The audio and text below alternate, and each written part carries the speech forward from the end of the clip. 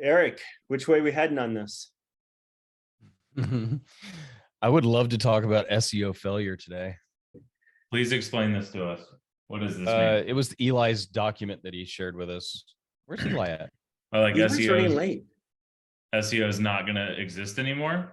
No. They will always exist. They just won't be defined as we see them now. I think here's in a nutshell what it said. The way that we use it now is we put in key terms to create a list of links, and the links go away in the future because why? Because Microsoft has spent so much money to try to combat Google with AI. 10 billion has been spent in the past 6 months on just Bing's AI, right? And I'm sure there's one other one that they have too. But on Google's side, if they go to the AI model where you go in and say, like, for instance, right now, if you type in Bitcoin price, you just get the picture of the graph with the Bitcoin price. And if in the future you say, I need directions, it gives you a list of maps, or it actually go left, go straight. It's on the left, 300 feet on your left. There's tremendous difference for convenience in that. There's no room for interpretation in that. There's no fumbling. There's no, it's just convenience 1000 is where it's so basically removing Google's search bar and putting in a chat bar with AI. That's a valid way of looking at it. But here's the concern is we've already seen on this end reviews being scanned across the internet. And if there's any replication whatsoever, Google removes the reviews from the business site.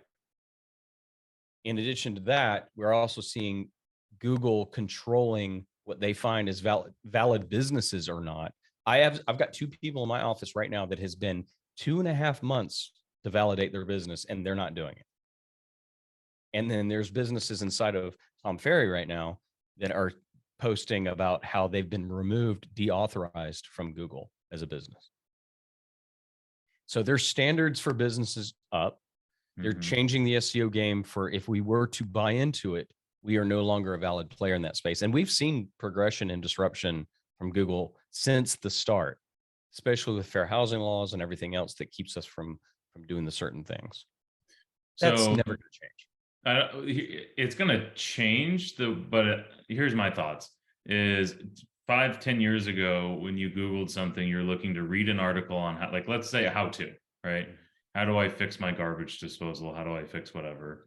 You Googled an article and read a step-by-step help that somebody posted, right? Now being like 2 years ago, or even last year, you would YouTube how to fix my garbage disposal. I have already changed to like not so much Instagram because the SEO on Instagram sucks, but on you can TikTok how do I fix my garbage disposal and learn it now in 60 seconds. So whereas last year you were watching a 15-minute YouTube video of a guy fumbling around and no cutting and or any of that, right? And now you're able to watch this. Same thing with how to cook a meal, right? It used to be a recipe book, then it was an article, and then it was a 30-minute, 20-minute, 15-minute YouTube video, and now it's a 60-second TikTok. And that type of stuff that's more searchable, that, like, I don't know, is AI going to take that away, or is that just a totally different way to look at search? Yeah, you're 100% on. I agree with that. Articles, YouTube, TikTok, AI. That's the progression where we're at right now. And what I want to do is I want to bring it into the real estate space of the validity of why we exist.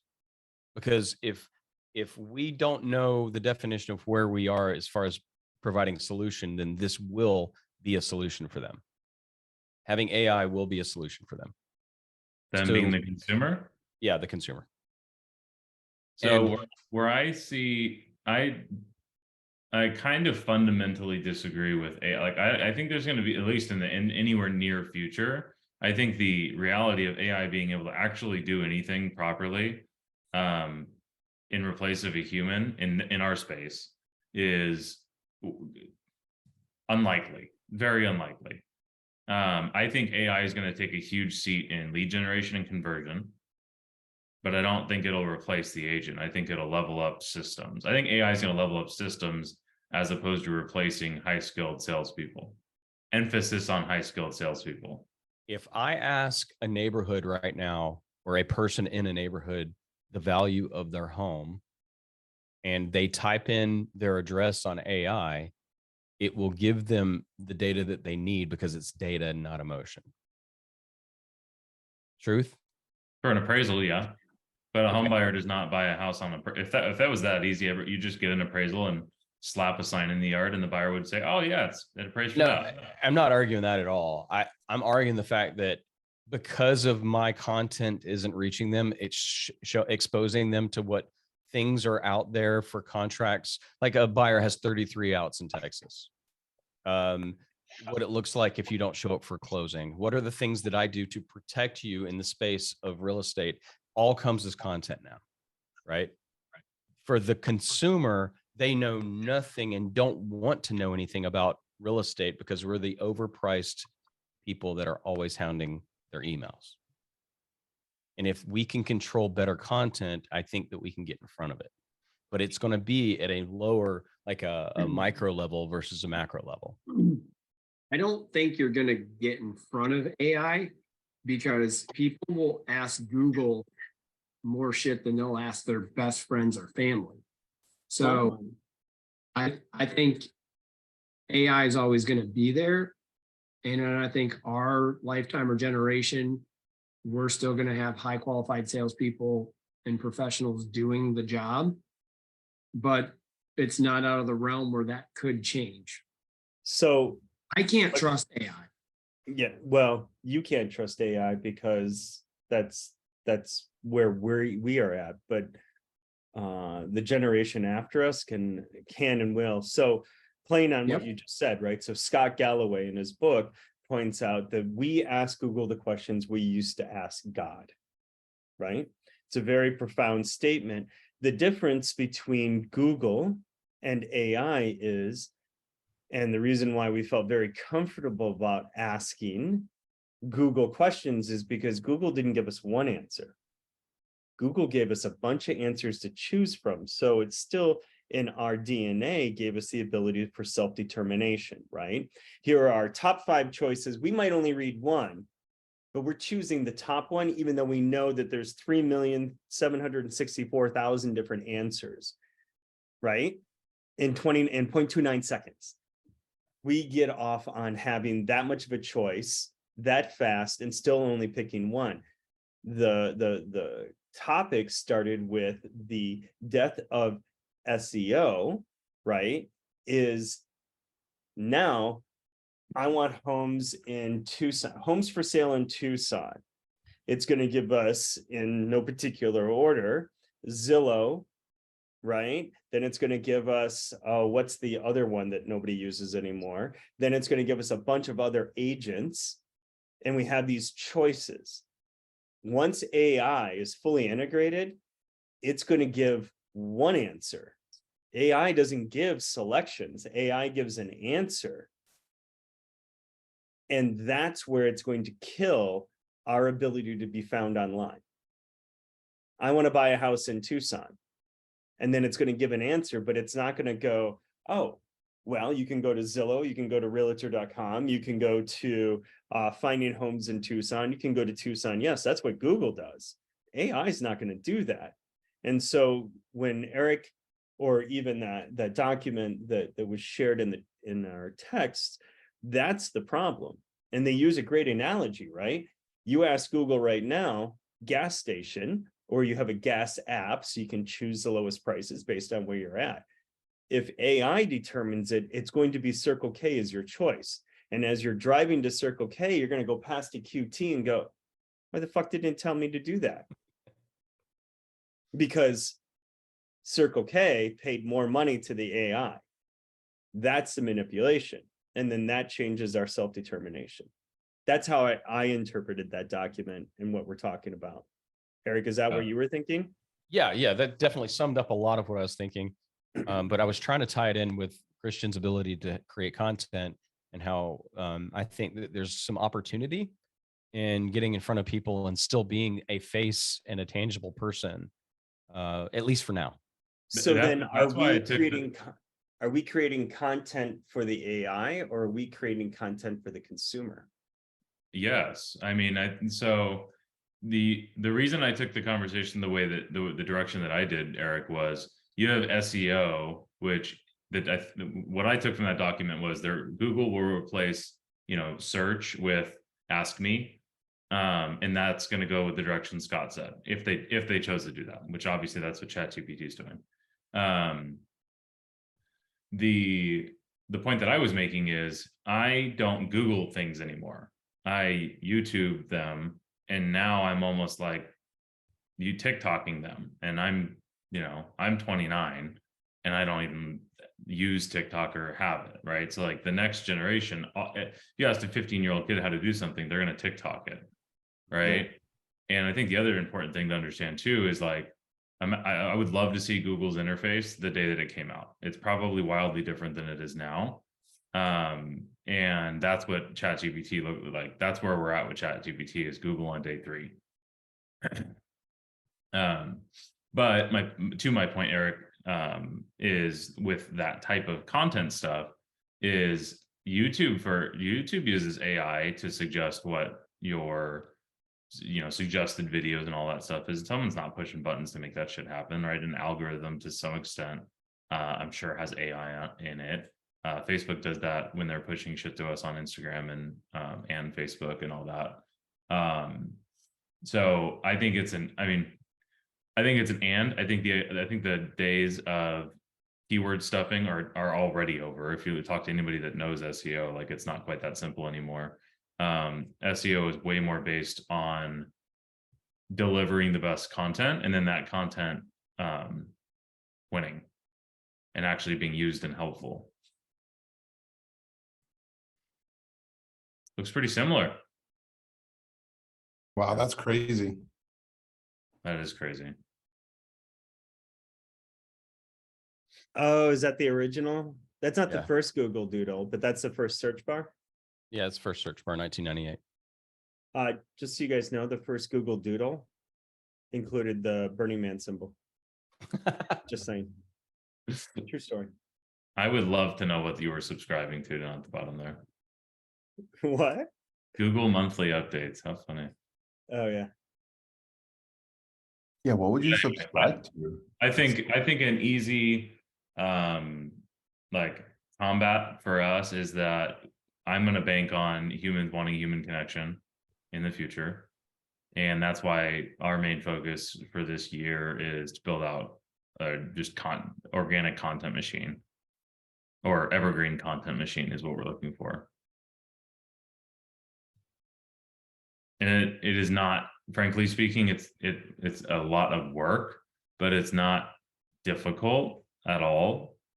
I don't know if you guys follow our team YouTube channel where we post our consumer facing content, but we've posted like 8 or 9 videos in the last 2-3 weeks. 3 a week, I think, is the goal on that one, or 4, I guess. And we're getting like 300 or 400 organic views in the first week or so per video, or total. And we've been doing this for 3 weeks, and I got a call yesterday for somebody that wants to buy an investment property in our area. Hey, I've been watching your YouTube. And it's 3 weeks in. So I think things like that, I'm not saying that's the end all be all, but I think creating that brand, whether it's micro, Eric, I think it kind of depends on what your scope is. I think if the Lawton team went and did it, they could probably do it for all of Arizona. If I'm doing it for all of Orange County. I would never in a million years, I shouldn't say that. Right now, I certainly wouldn't try to do all of California. So I think that's relative. If you're a solo agent dominating a neighborhood, that reel that I posted the other day was, hey, that agent that dominates the neighborhood is always going to dominate the neighborhood. I think there's always going to be that agent, but then I think you're going to have the mega teams are going to turn into these like just lead generation machines. And there will be a very slim middle, in my opinion. I think Very Scott slim. said, go ahead, Scott. I'm sorry. I said very slim. I would agree with that statement. Very, very slim. It's not the death of the individual agent by any means, but it is the beginning of the end. And that beginning started about 9 years ago. Right? There's not a lot of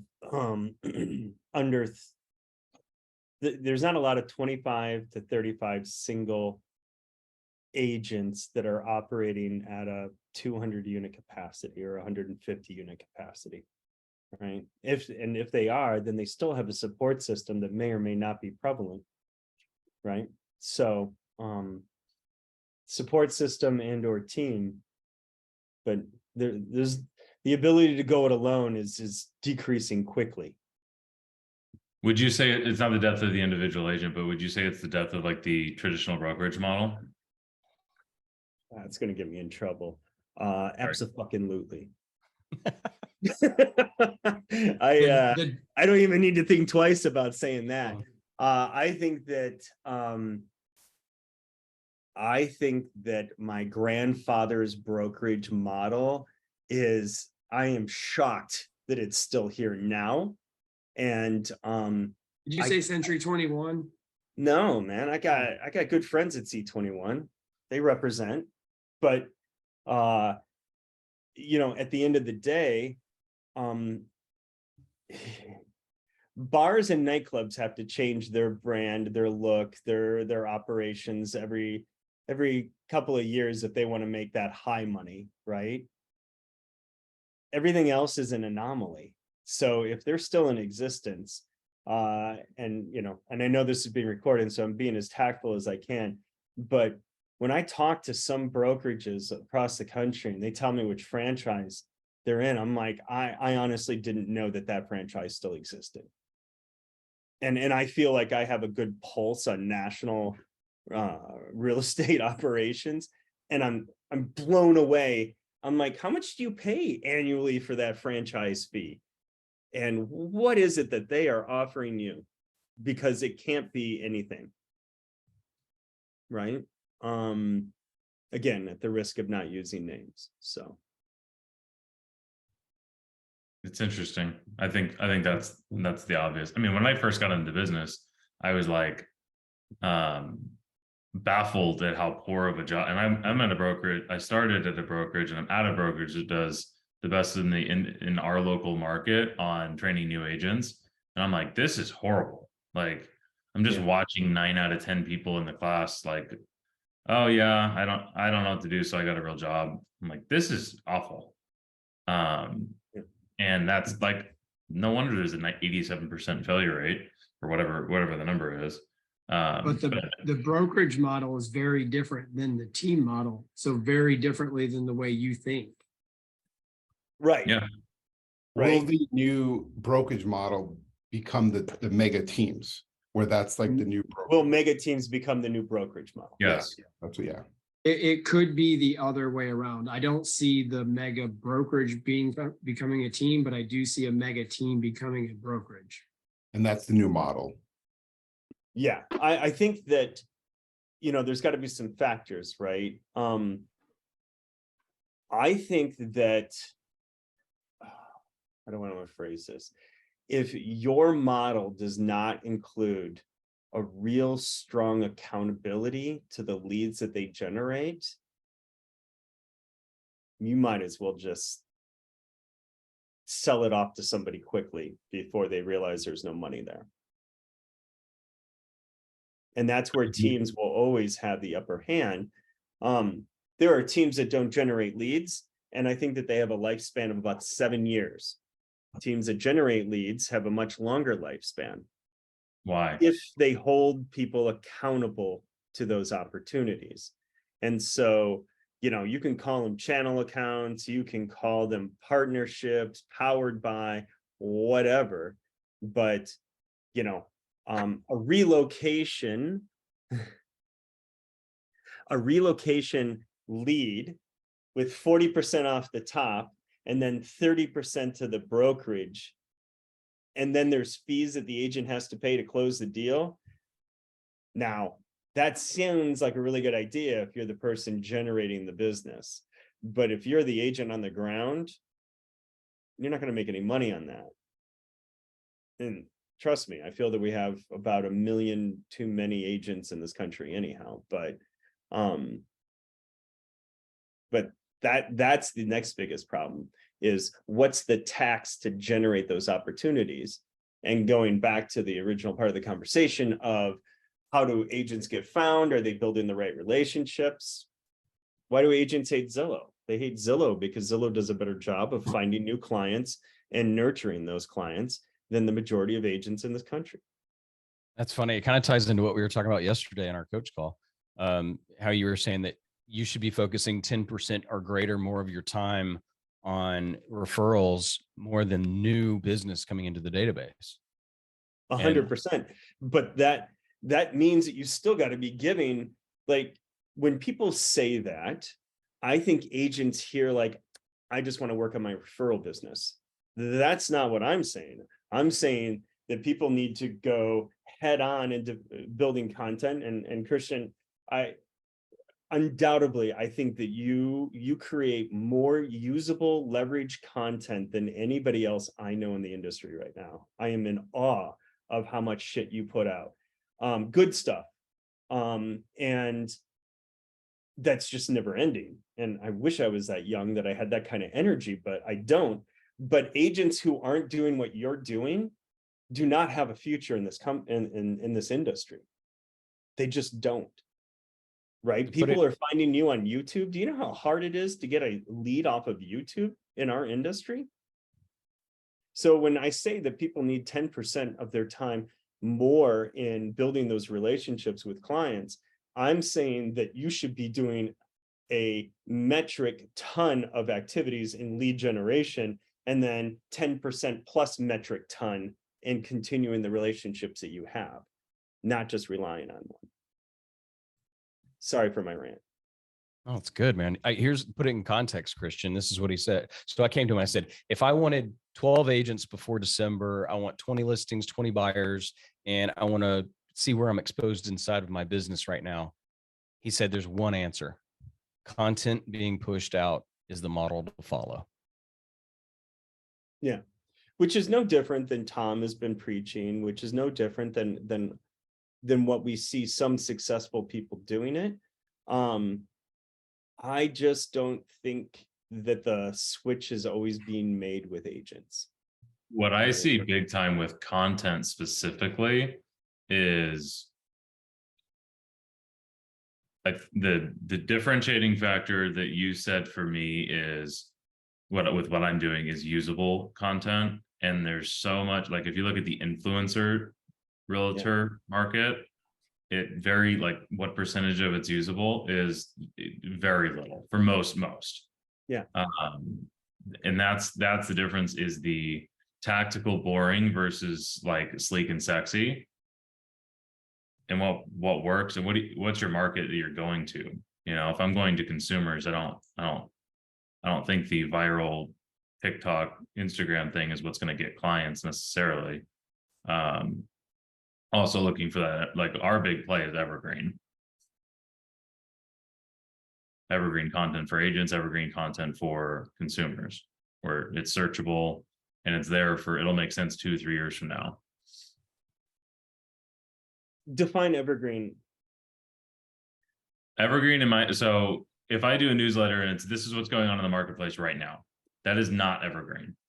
That is something that's going to be gone. That tree is dead next month. If I do top 5 reasons to move to Orange County, that video is probably good forever. I might have to remake that video every 3 or 4 years. Which is literally the definition I found on Google. So Eric, I'm going to put that in. Thank you. That's what I was doing too. There we go. Yeah. And for reference too, like for the wonderful people, they're going to be watching this later. Christian is like almost word for word on a phrase that I've never heard until today. What is evergreen content? Evergreen content is search optimized content that is continually relevant and stays fresh for readers over a long period of time, as the name implies. I got to tell you, I didn't know that's what the name implied, but I understand it. How did we all search the exact same thing and get slightly different answers from Google? That's so weird. It's almost like we just talked about this. So thank you for the new term that I'm probably going to live in and drive everybody crazy. I think Sheplak had that, didn't he? He had Evergreen and stuff. Evergreen's a normal content word. But I'll say this as far as time commitment, it is so I have my marketing manager who is a not an inexpensive employee, and we have probably one VA, and we're outsourcing to Fiverr. So if I were to say I had a $10,000 month, somebody asked the question, I've had $10,000 monthly budget, what would you do? This is what I would do, is exactly what I'm doing. If I look back at all the money that I've spent on Google pay-per-click over the last 3.5 years, on Zillow, Realtor.com, all that shit, this will probably be 10% of ad spend, and I imagine outproduce 4 or 5x is my guess based on what I've seen over the last 6 months. Can you say that again? So if I were to venture to say how much money I've spent, I'll take Zillow out because we had a fantastic ROI on Zillow when we were market-based pricing. Realtor.com, I'm negative. Google pay-per-click, I'm in the black. Most other ad spend is maybe 2x ROI. To recreate, if I was just to start fresh and recreate, I'm spending maybe $10,000 a month between marketing manager, VA, editing, platforms. Take that $10,000 and make this content machine that we're making. I think that money will have a 4 or 5x higher ROI than anything else in a 12-month span. Not to mention the quality of lead is dramatically different. I don't remember the last time I got a Google pay-per-click lead that called me 3 times because I missed the phone call. And when you talk about accountability, that is a wild difference in the type of agent that's required to convert that lead. You are right about YouTube, because I do get some leads trickle in, and it's literally they will call you because it'll be a random Omaha number or whatever. I just don't answer or whatever. And it's like they will call multiple times. And then when they get a hold of you, they are so grateful that you answered. So I agree 100% that lead conversion wise is 10 times better than what you'll get on a pay-per-click or a Zillow or Realtor or whatever, because of the information that you've already provided value to them. So you don't have to prove what you are, who you are to them. They're coming to you because of what you've done. So by far as the conversion rate, it should be very, very high on all that content video stuff. Like even the very little stuff that I put out there, the conversion rate from what I can track where I get it, I'm going to say is almost like 100%. And that's because they come to you already knowing the value that you have instead of you trying to show or sell them your value. So I think that's amazing, Christian, just to think of it in a whole different way of like, man, if I would have just spent money on content and done this, and the conversion is so much easier. So Brian, coaching moment. We have our coaching call next Tuesday. So you'll have job description from Christian ready, and you will run an ad. Yes? Yes. Yes? Just keep pushing and tapping on my screen. No, Brian's like, we should have never you just said invited what you Scott needed the to do, Mastermind. and that you believe in it, and that you know it. And so now we're not going to do it? Hey, no, I think the first step that I actually hired a VA was huge. Right. And what was our That's the last coaching one call on this. about? I'm just going to out you a little bit, right? Help me. I'm not keeping up with the content to fill the VA's time. Yes. And so we know this, and we're going to do this. It's Thursday, and we got 24 hours to get that ad done. So here's the other thing that you know, Don't talk yourself out of it. no, I'm not talking myself out of it. There's 26 reels in my folder that he's created for me from the content, and I have posted 0. Why? Why? Because you don't have the person to push it out there. Why should you do it? I know what your day is. Bitch, you don't have time to be pushing that out. Hire somebody to do it. Yeah. Everybody's getting a glimpse of my coaching call right now. I'm Right. sorry. No, Hey, you're so and you know different. what? You're so different with Brian, Scott. It's just a, This is it's not a true. lashing. This is not true. I did the same thing to Eric a couple times the last 3 weeks. Yeah. No, but it is like, you know, sometimes it is like a full circle thing. Like I'm slow to move, and I realize that, and so does Scott. But like, it's not that I don't agree with it, but he's right. I'm the fact that I have 26 reels sitting in there that aren't posted is because my day is slam packed full of everything, and I need to get somebody to just post my content. Yeah, you just need to get somebody to run an ad so you can get somebody hired so they can post your content. You do not have that kind of time. Laura Get does not another I have a have VA, VA that Brian. posts almost all of my shit. Who's that? You have I have a VA that posts almost all my shit. did Miguel do any posting? No. No, Miguel's job is to edit. Somebody else's job is to post. Somebody else's job is to tell me what to do. But for content, I'm making our rock for the quarter is to put out 6 long form videos a week and 21 short form. And I have from 10 a.m. till 3 blocked off on my Sunday to do that. So that's how many hours is that? How many? 21 short? 21 short, yeah, a week. a week.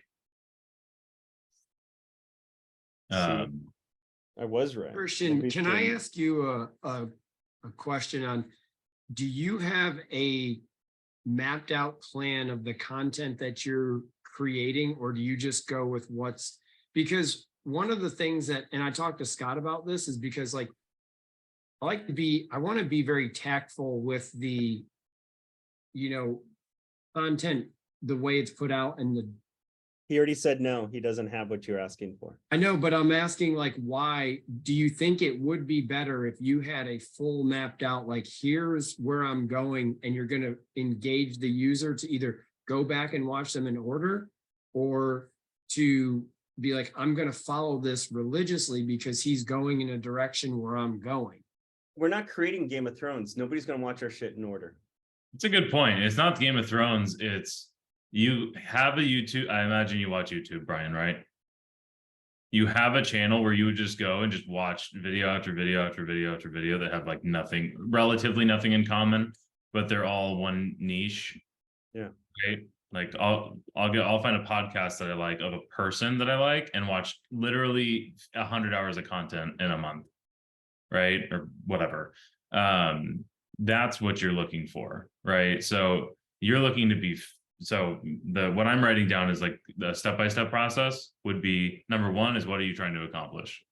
My number one is create an evergreen channel, right? So I want to have hundreds of videos that can be found searchable and that are relevant for years. I don't want to be TikToking and finding the new thing every single day that I have to post. You go listen to a TikToker talk about their business right now, and that's like brain damage, is trying to be creative and think about the next thing right now. We don't have to do that. The other thing is more of a framework. So what we're doing right now is following, like, let's say the 5 or 6 videos you could easily make for every city, neighborhood, county, like whatever your area looks like. But we have about 48 cities that I can make pros and cons of moving to, best reasons, or, you know, top 5 reasons to move to, should I move to, is it a good idea to move to, a map tour, something like that. There's like 5 videos for every city. You can now also do that for every neighborhood, which there's an infinite amount of neighborhoods in Orange County. I could be doing that forever. I could do 3 videos on Orange County and be doing that literally forever.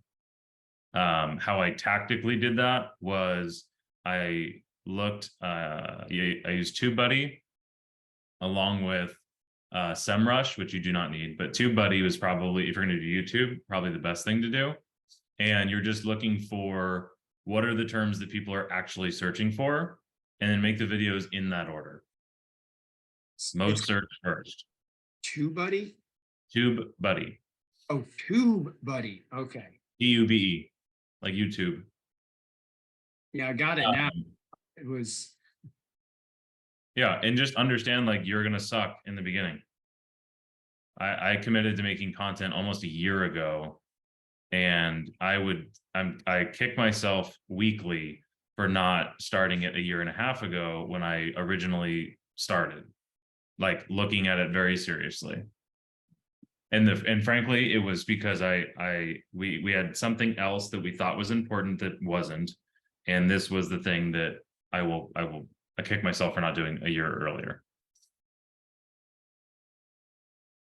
Why do you have so much confidence in that? Have you seen it work so far? Yeah, I have. Yes, I have. I got a different question. Why, Eric, do you think it wouldn't work? Two things. And Eric, this answers your question better. There's agents that already do it, right? Like there's more than one person that has a YouTube channel that drives business for their whole team. There's more than enough people that have built a team around creating content, driving leads. There's entire businesses that's what they do. Like we all talk about Alex Hormozi all the time. That is quite literally his entire business model for lead generation is content. So like it works for sure. Can I make it work? I mean, maybe I'm confident in myself that if somebody else can do it, I should be able to do it. But I've also seen in 9 months, I had $60,000 in GCI to say that it worked. And that was when I was doing it half-assed poorly. And now that we're doing it for the last 3 weeks, we've been doing it 2 weeks really consistently. To receive a lead in the second week is like, okay, it's going to work. It's just, how long is it going to take? And why wouldn't it work? If I was making shitty content, I don't think it would work. Like we've posted videos with shitty content and the comments are, you have no fucking idea what you're talking about. That wasn't me for reference, but yeah, you make shitty content, I don't think you'll have the same results. Well, I get the shitty content part, but I mean, I agree with Christian, but I want to know like where somebody thinks that this would fail. If it was good content, if it was the consistency, the frequency.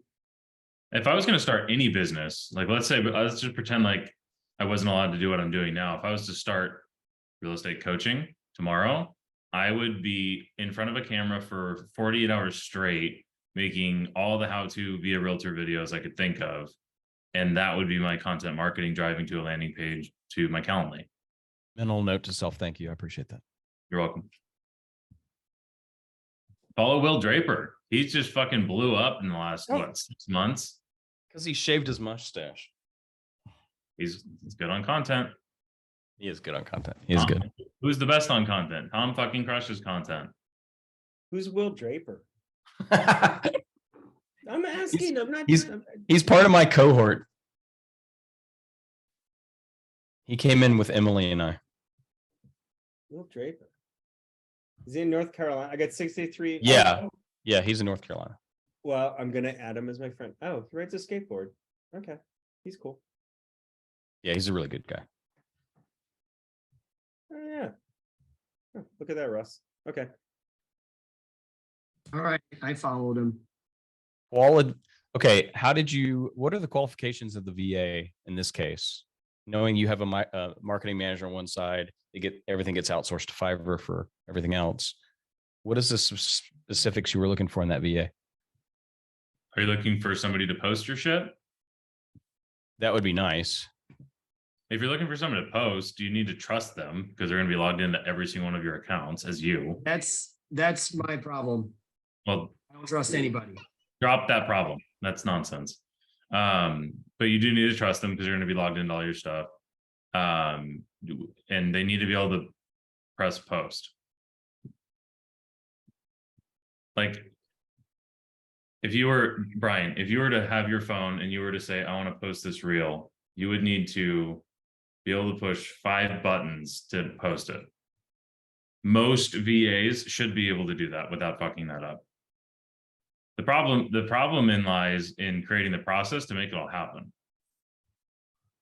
And that's like lead follow-up, lead generation, operate, whatever. It's creating the process. So I'm going to set up my camera and press record. I download the 7 videos that I make on Sunday to an SD file. On Monday, I bring it into my marketing manager. She uploads it to the Google Drive. The Google Drive goes to the editor. The editor sends it back for her to edit.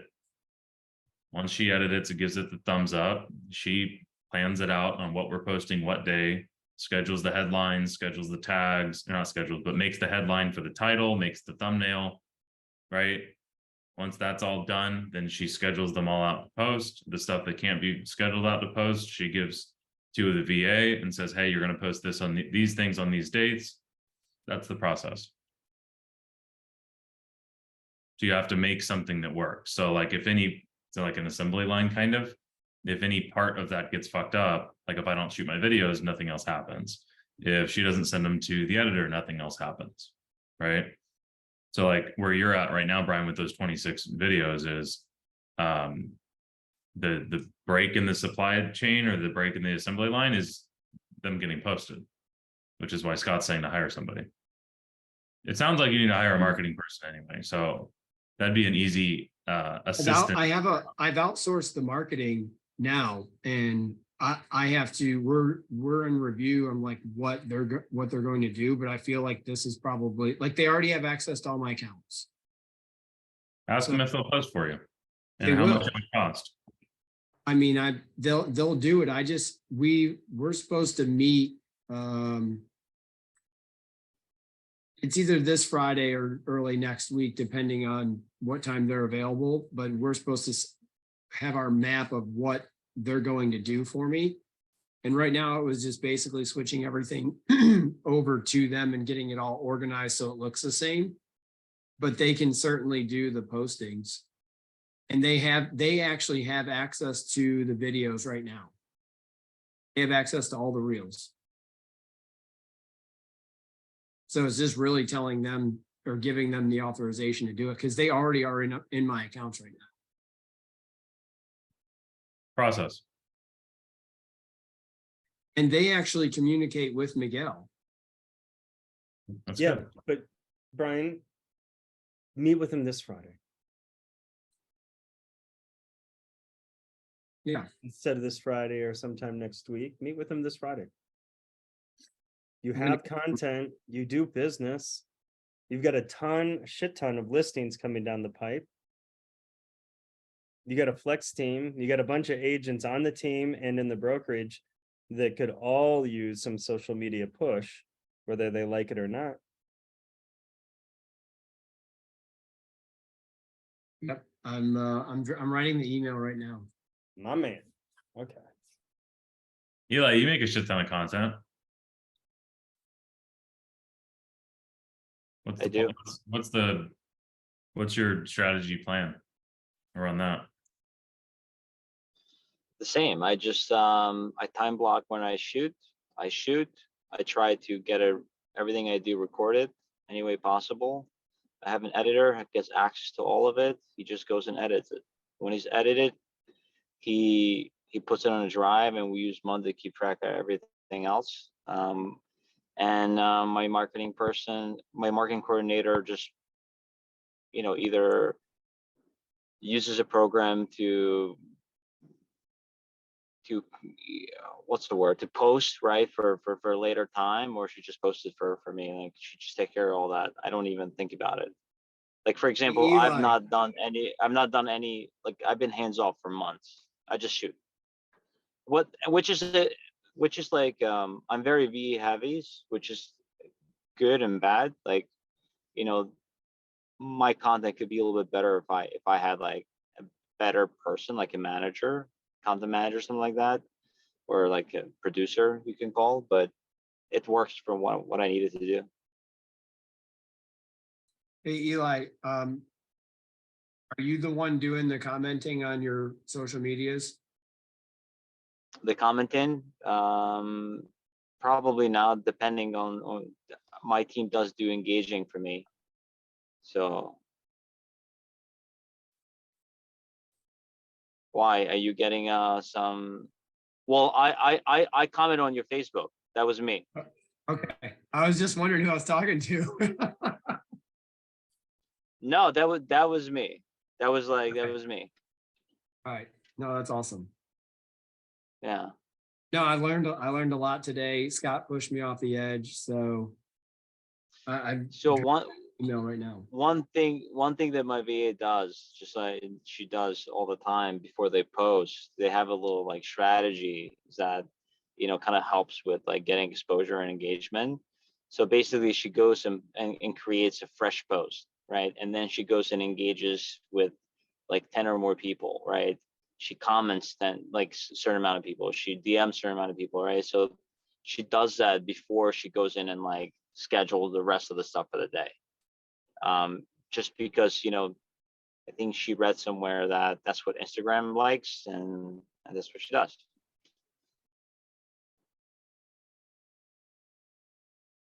Can Engagement someone hold content's us good. a little bit more accountable, besides Christian and Eli, on doing more social media? Because it's something I've taken the foot off a lot.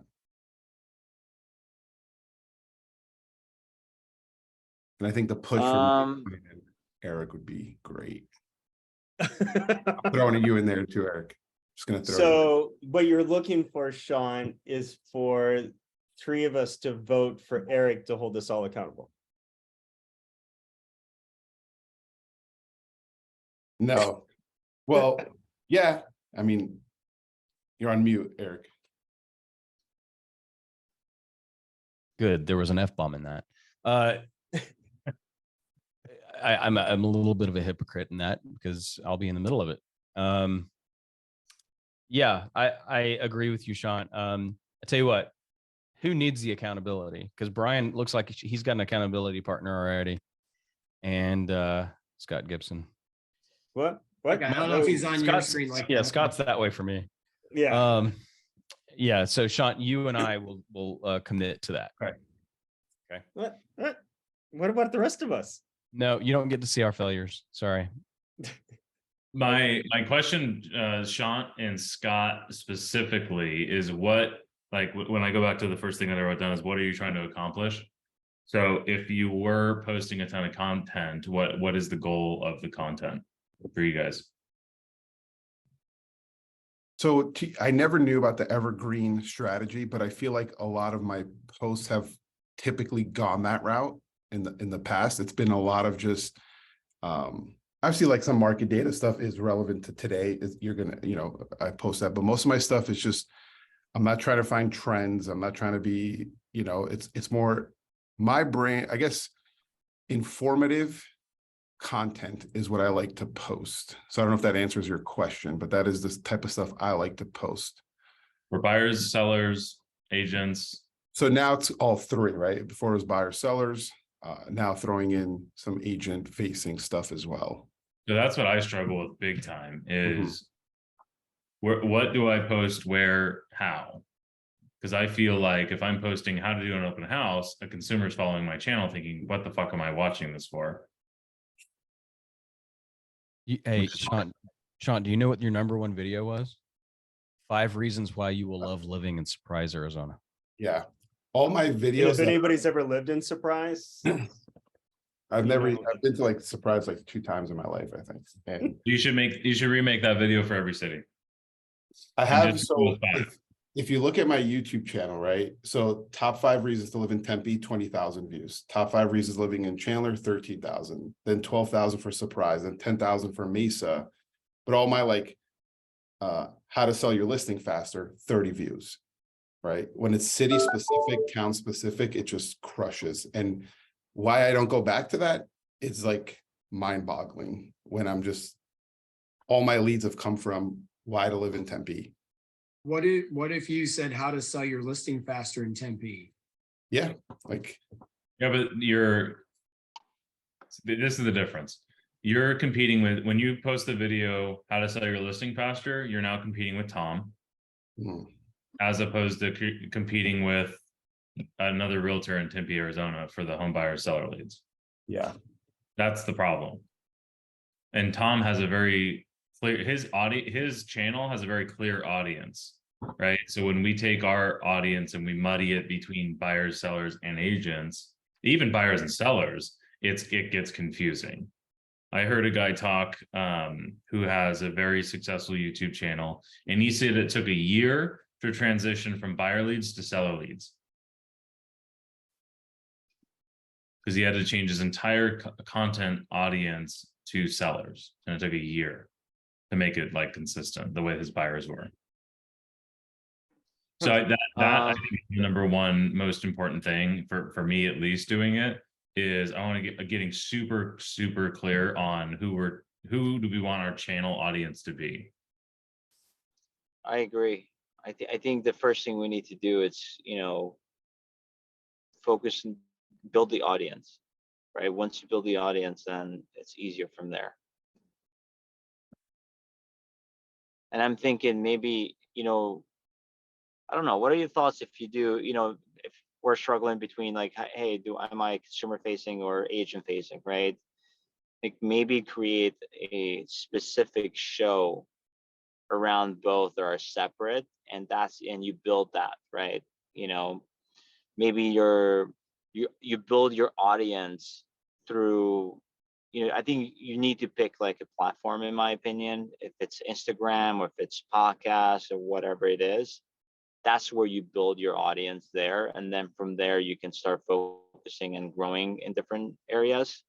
But, I like, for example, using the podcast platform for building an audience with agents, just because like from all the Facebook groups and mastermind groups that I kind of been paying attention, like everyone's like, oh yeah, I listen to podcasts all the time, right? Even to like, oh, I listened to your podcast to some random guy on Facebook that was like, had no idea that people are listening to his podcast, right? So that could be a good way to build your audience if you want it to be focused, with agents that way, like for example, I know Tom Toole does all different shows actually that are, a lot of them are agent facing, but he does have something that's consumer facing, and he distributes that in different platforms, and he does get, for example, leads from it. He has a radio station show, right, that he gets like at least four recruits out of it a month. Yeah, I think Kyle Whistle does an exemplary job of leveraging his YouTube for both consumer facing and agent facing. And then, I don't really follow him on other social media platforms because I already follow so many.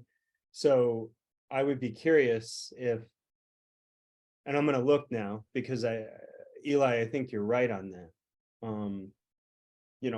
We have agents on our team that are just, they're picking up $2 and $3 million buyers off of TikTok. And in my entire life, I wouldn't think that you could pick up a $3 million buyer on TikTok. And she's not doing it once. She's not doing it twice. She has a pipeline of people who are spending a considerable amount of money. And her TikToks do not feature her. They always feature the property with the voice overlay. You never see her face in it. You never see her face. And Yeah. And I commend her on that, because she could do very well if she showed her face, right? And she chose to keep the content focused on the property, keep the content focused on potential buyers and sellers. And, I have so much respect for that, because there was an easier way to do it. And she's doing it the hard way, and it's really paying off. I think that's great though. I mean, why not, right? Like we meet people from Zillow that are spending $2-3 million, right? Why not through like Instagram or TikTok, where people consume content through those channels, and you can just showcase not your listing, just listings and homes through people. They're gonna say, hey, I'm interested, and you gotta engage and have a process how to convert them to an appointment, right? And you know, so I think it's great. Is it possible for Scale Mastermind to reach out to our members and provide them some focus for this? Because Sean and I are like literally taking notes for our own businesses right now for what we're listening to. So we all have our strengths, and Christian and Eli, you obviously have tremendous strengths in this department. But I know there's people out there right now that are thinking, first off, I don't know where the threshold is when I need to spend 10 grand on these positions. What do I need to look for? All that. But more so, what's the very first thing you told us to do? Who's the audience that we're aiming for? Who do we want to talk to? And having that focus, maybe we can provide something inside of our ranks that can facilitate that. I don't know. I don't think you need to do, honestly, like my videos that get views with this background, with this setup, are do just as well as the produced ones. You don't, again, it goes back to, if the content is actually good, great, like start. That's the hardest part of starting it, doing it, and then being consistent with it. If you start seeing progress with it, make it better over time. I agree with that. I mean, I think you just gotta start, man. I think you gotta see it like long term. It's a long term. This is not a thing where you do it for a year or two and thinking like, oh great, I make it. Yeah. Like I'm known, and then just What like I did. it's over. It's just something that, and Sean, like I'm surprised that I looked at the YouTube page that Eric shared. You did a lot of content, dude. Like and you're saying like I need to get back into it. Like just keep doing it. I know. There's always going to be a phase where you're going to be like, I just don't feel like doing content. Just make sure that you have enough in the pipeline that when that happens, you could take 2-3 weeks off and then jump on something new, right? That you're going to be more excited about and just do it. I think the That was goal my is fault with Sean. Just, I'm going to take responsibility. Sean was, when I would talk content in YouTube, he was always first on my check this page out. And then I talked Sean into taking a leadership role and sucked up all of the free time out of his life. So sorry, Sean. Okay. I would have been famous by now, but it's okay. I understand. yeah, So. you could have been the Vin Diesel of real estate content. Holy crap. I'm taller than him, so it's okay. Everybody's taller than him. The Rock. They call me the Rock because I move. All I do is move rocks. Speaking of Evergreen, Scott, every single one of Sean's high view videos is 3 years old. Yeah. Yeah. And those are the ones that keep going. Dude, I have a video that like reached like 20,000 views or something like that. I think one of them reached 80,000, and it's just like, it's weird. The video, you think that it's not gonna do anything. You're like, why even did it do it? But I for doing content, man, just start doing it. And the other thing too, I did it a little bit differently, but I think that the best way to do it is just not overthink it and just have like cameras to be on when you're doing something. Just do content, run your work. Like don't be an influencer. You're a business owner, right? Do business and record that shit. And that's it. So how do you guys, like for Christian, Eli, because I'm sure a lot of agents and team owner, whatever, anyone thinking about content will go through this. How do you guys get to that like stagnation part where it's like, it just kind of feels a little like shit, I got to do more content. Like, how do you guys get past that wall? Because that wall's always gotten me. Do you know, have you ever run any races or marathons? You No. trained for anything like that? That's cardio. That is not Sean. No. No. If it's You not just on build wood up- and between two baskets, that is Yeah. not. You just build up the endurance and you get used to the pain, basically, right? And where you just push and you get excited and you say, oh shit, you know what? I just need to do, what was it, Christian, that you're doing shorts a week, 21? Yeah. I just need to do 21. But like, I don't think Christian started at 21. He was probably like, if I do one a day, I'm good, right? Or one a week, I'm good. Yep. You know, so I think you just get you get used to like getting better of the pain points or the struggles of like doing videos and just breaking through each wall that comes up. And there's always going to be that wall that you're going to have to break through. For me with content, I'll be very vulnerable here. It's that I just kind of have lost a little bit of interest on certain things, and I'm looking to start creating content that I'm more passionate about, right? And instead of just doing the content part of it, luckily I have enough that, good or bad, I can continue to keep that frequency until like I've actually found something that I'm more passionate about. Yeah, this is the shitty answer, but the same thing you would say to your agent that doesn't want to pick up the phone and call is the same thing you're saying to yourself on making the content. I could go make 500 calls a week, 600 calls a week, and convert it and set a bunch of appointments in our database, and that might be easier than making a ton of content, and it certainly would be faster, but I'm looking for the higher leverage opportunities, which is why I spend as much time as I do on email, which is why I'm spending as much time I am on content. Like if I'm looking at the highest leverage opportunities that I can do, it's building out a Evergreen content machine where I can sit in front of a camera for 6 hours and not really do very much of the rest of it. And if I can send a couple of very good emails every week that drive a ton of activity to the website, those two activities together, I think, are what's going to drive the most sales long term. Not right now. That's the hard part, is I'm choosing next year over right now. Always the simple answer, right? You just got to do it. Yeah. Okay, But so also, I'm gonna like, jump just off. understand, like, just understand that, like, you're gonna suck at first. Like, you're not, because you've already done it. But like, when I looked at back at my first videos, I'm like, oh my god, horrible, like just terrible. And now it's like a year later where I'm like, okay, I'm going to do video. And when I would sit down with my videographer in the beginning, it was like, can I make an excuse? Like literally walking to the media room, I was like, can I make an excuse where I don't have to do this?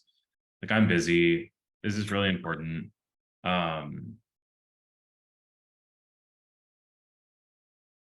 It's like anything, but I saw a little bit of success with it, which is also what helps, right? Like same thing with your agent picking up the phone. They make 50 calls and they get shit on 50 times. That 51st call is an appointment for a $600,000 buyer. They're doing backflips. Oh, I'm ready to make 50 more. And kind of the same thing with this. Just understanding that your time horizon's significantly longer with content being the for focus. But I also will say,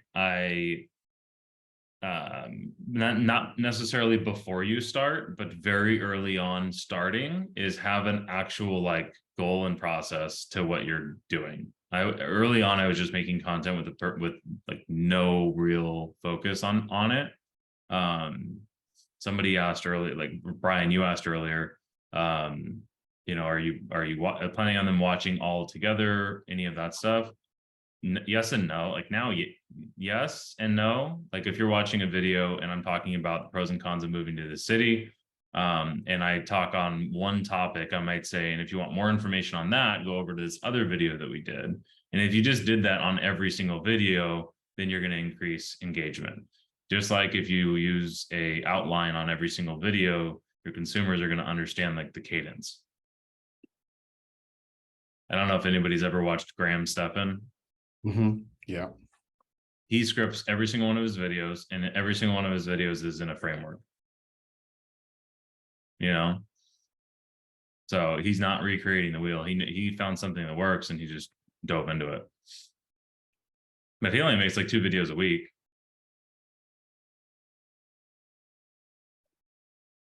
View counts are insane. Yeah, it's fucking nuts. And he's got 3 or 4 channels. The dude makes like $7 or $8 million a year on YouTube.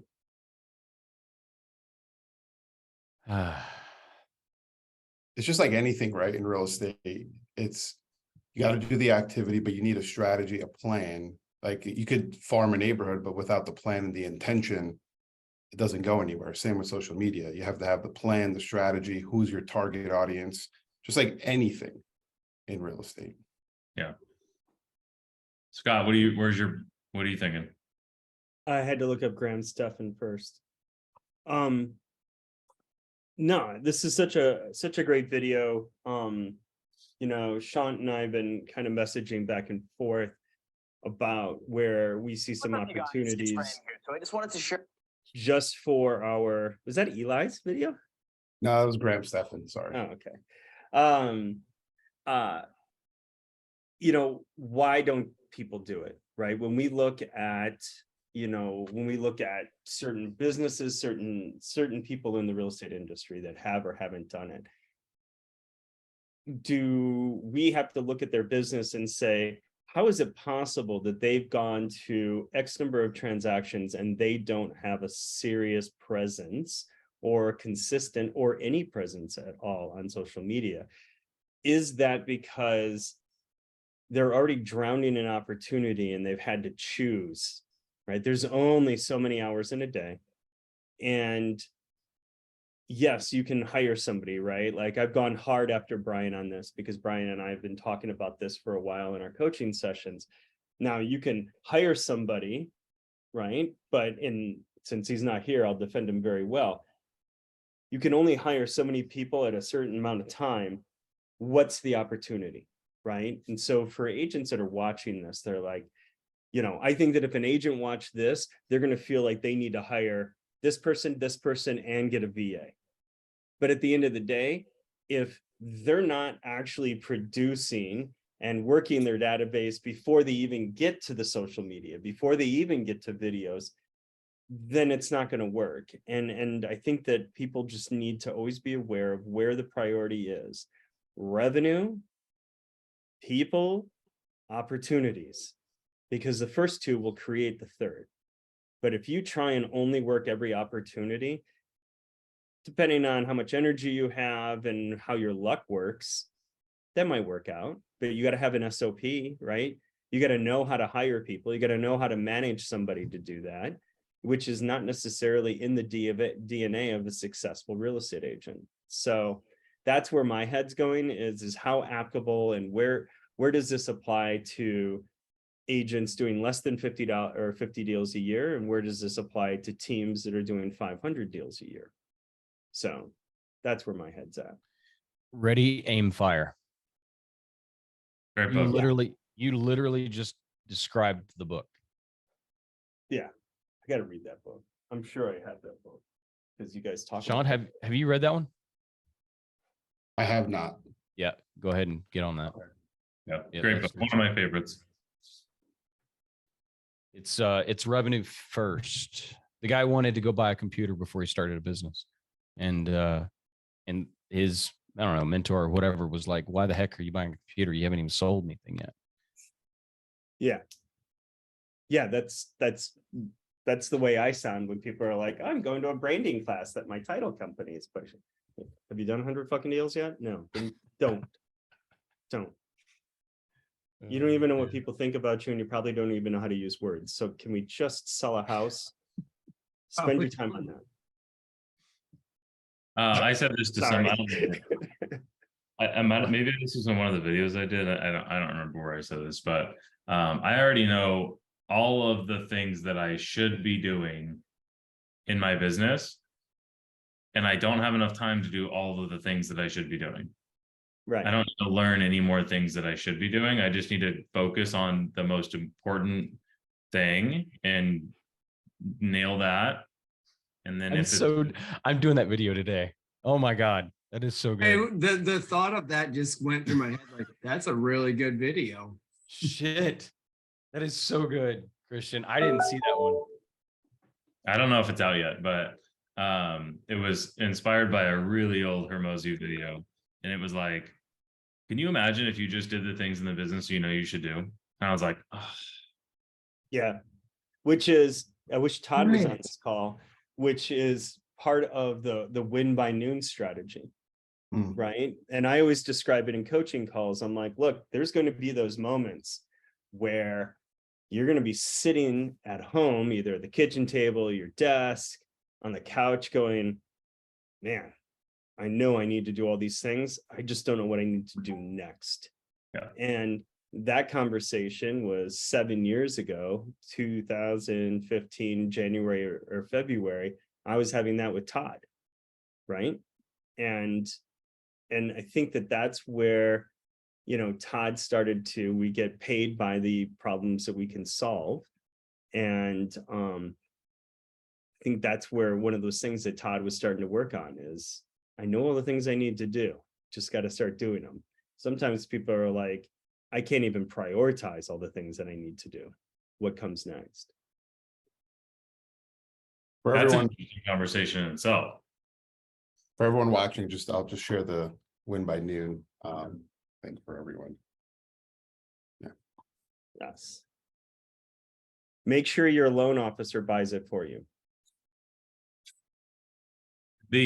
Scott, on that point is I wrote out I changed how I was doing my, you know, to-do board, my doing and done and all that fun stuff. And there's a lot of shit on there. And something that I've used in the past that's helpful, and I just restarted again, is using a four quadrant of priority. Yeah, very Is it- IBM of you. Yep. Yes. Yep, exactly. If it's you know, if it's urgent and important, do it right away. If it isn't, and when I did my list, I'm like, God damn it, what do I want to do first? Knowing that I had 15, 20 different things that I have to get done. And that was how I determined, like, what is it that I could have just gone for the easiest thing first, which is what most people do. And then I'm like, no, I need to make sure that this is the most important thing that I get done first, as opposed to wasting 30 minutes doing the easiest thing first, which is another great point. Sometimes a check mark is good, though. Sure. A lot of people talk about it, never do it. So sometimes getting a check mark. That's so funny. I have on wheels, I have a whiteboard, and in the whiteboard on one side, it has could do, should do, will do. And then I have all these different color Post-its depending on what it is. On the other side, it says doing, done, right? And so I slowly move the Post-its across the different categories until they're done. And then I have a whole bunch of categories. I would wheel it in here, but my dogs will get all excited and I'll just. That's awesome, though. Yeah. So but that's tactile and visual, right? Because people are like, you know, you don't need to put a whiteboard on wheels in your house with 50 Post-its. Could do that digitally. I could. I was gonna say Miro but board. there's no shame in digital. I need to walk by that board every day and go, which one of these Post-its am I going to get done today? I like that. Yeah, So it's a very silly process. after my coaching call with Scott this week, visualization of his passwords, and now his whiteboard, I'm going to buy stock in Post-it. If you guys laugh, right here, I'll show you. Right there. And then J-Mac's beard is cringing right now. And then here is my key. So this is the key to all the colors, like this. And Brian is referencing my problem with passwords and how I keep them organized. He starts our coaching call with, how do you keep your passwords? I was like, in a spreadsheet? I'm like, the problem with my spreadsheet is my spreadsheet gets Post-its on top of it. You don't need to remember all of them when you just use the same one for everything. Yeah, but then they start rotating. I tried that. That didn't work long either. And then they made me buy this freaking Apple. And I was like, sweet, everything's on my fingerprint. But then they still make me remember passwords. This is what Brian was talking about. This is how I keep my passwords. Oh, man. And then he carries them around in a FedEx folder. I'll figure it out. I'll figure it out. Whenever So- this gets posted, you're getting robbed the next week. Totally by coincidence. Yeah, please Come on, steal my edit that out. steal my credit score. Help me out. Shant, I just saw really quick. I know we're going to be about to close this out. Did you recruited 2 new people to that office? Yeah. That's Alright. that's amazing, man. I'm super excited to see those names put up there. He's Welcome referring to back, my wife. Gabe, and I'm sure that Betty is going to probably be the #1 agent in that office there pretty soon. So Probably will. yes, yes. If she tries. If she won't even have to try that hard. She's just going to get it done. So, are we good, Eric? 'Cause I Yeah, gotta we're take- good, man. So Sign us take us off, home. man. there's a lot going on today. Today we kind of went through, gosh, I don't even where to start, but let's start with AI. We got into Google a little bit, and then we transitioned into something really incredible that we're blessed to have Christian and Eli master, which is content. And the more important, I think the most important thing out of this whole thing is understanding that a goal in the process and having an audience focused in before you just start creating willy-nilly. That's probably the most important thing to pull from this. If you haven't read Ready, Fire, Aim, that's also on the list.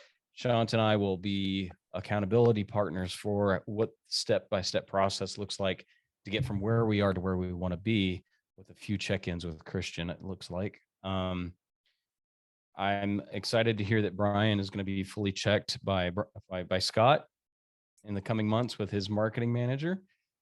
And thanks for watching. And if you guys absolutely come in, make comments, we like the fact that you guys interact with us. Have a good week. See you guys. Thank you. Guys.